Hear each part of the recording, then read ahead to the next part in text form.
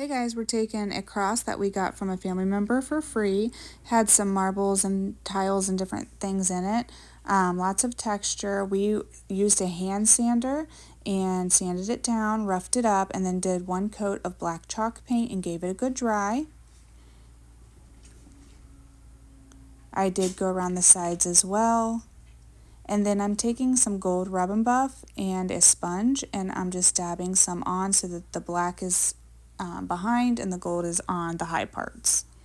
And then we're going to go around the outside of that little gold cross, and we're going to do some silver rub and buff. And I just did the same thing. I used one of those foam sponge brushes.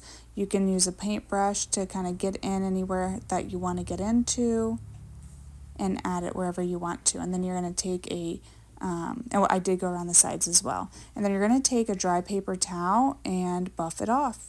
It'll take up any excess. I use this little makeup brush as well.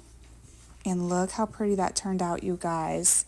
Thank you so much for watching. I hope you have a great day.